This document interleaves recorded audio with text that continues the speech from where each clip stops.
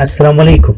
زه غیر بهیر یم او د انګلیسي ژبې د ځانګړي کورس په نهم کلاس کې ستاسو په خدمت کې حاضر شوی یم.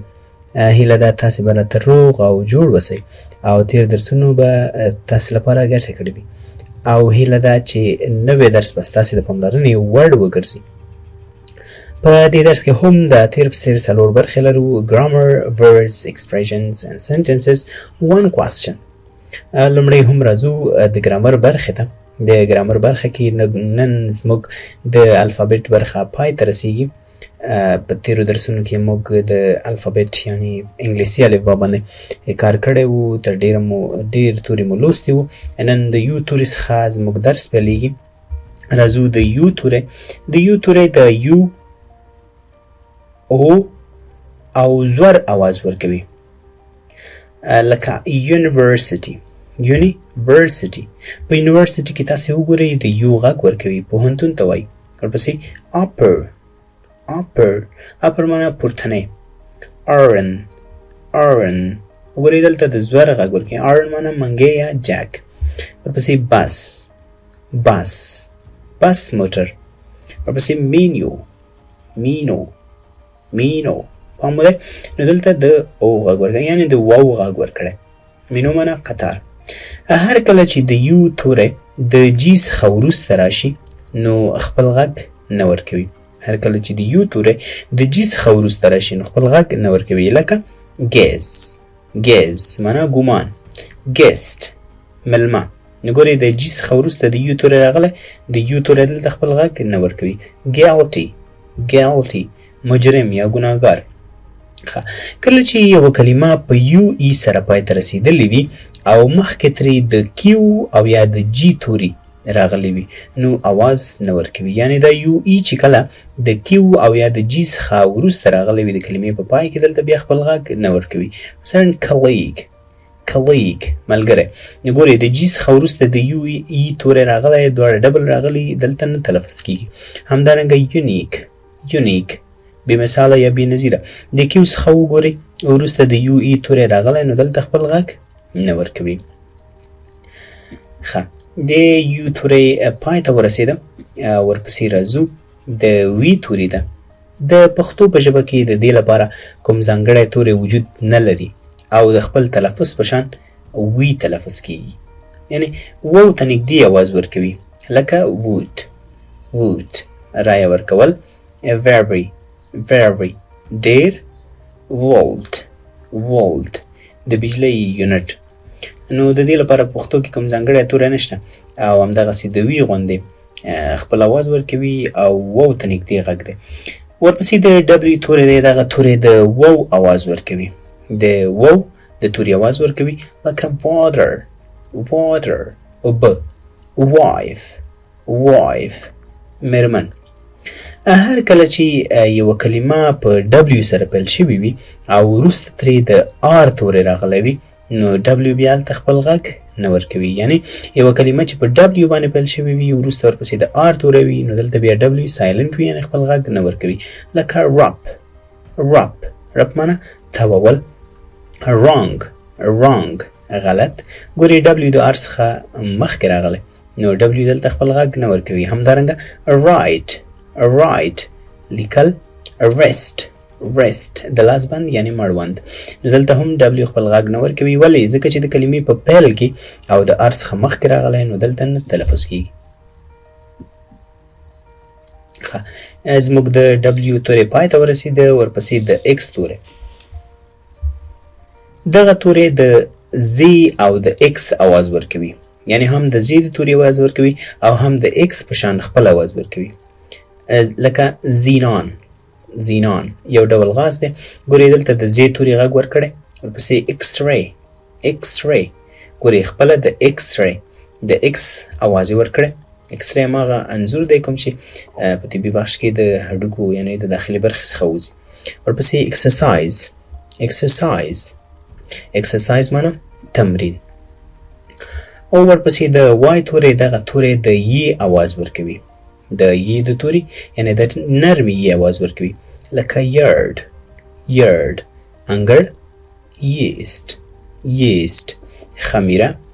یو ته یا تاسې.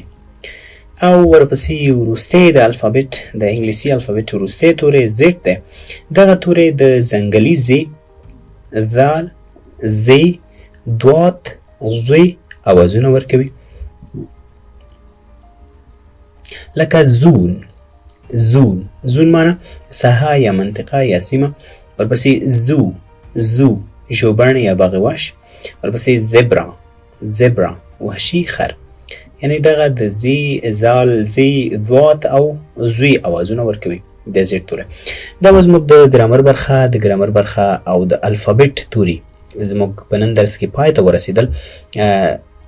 د دوهمې برخې ته راځو. په دوهمه برخه کې موږ کلمې یا ورځونه لرو. په کلمو یا ورځونو کې موږ 5 لغاتونه لرو هره ورځ. د نن ورځې 5 لغاتونه لولو. هیله ده تاسې دغه لغاتونه په جملو کې وکاروئ تر څو مو په سمه توګه په ذهن کې کینی او زده مو شي. کلمې یا ورځونو کې راځو. لومړی ما سره پرننس کوئ، ورپسې به بیا ژباړې ته راشو.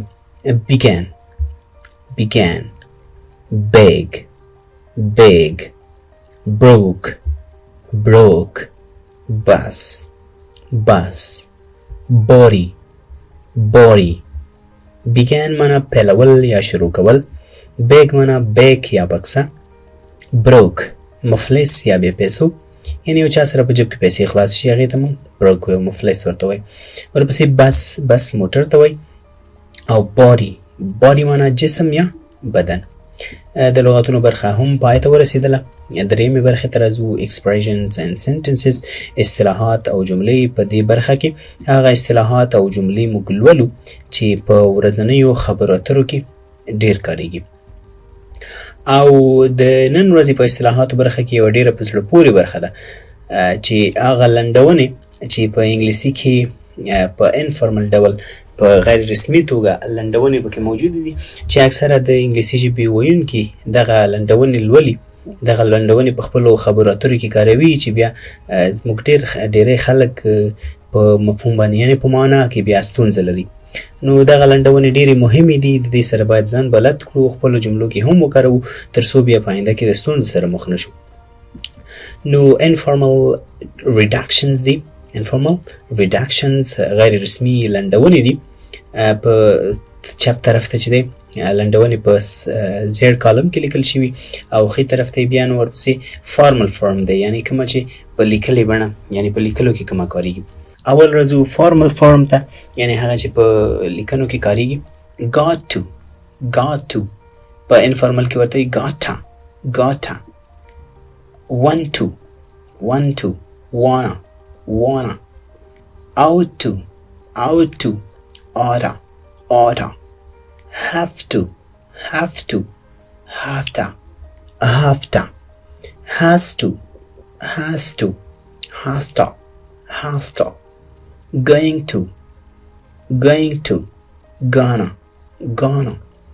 lot of، lot of، lotta، lotta.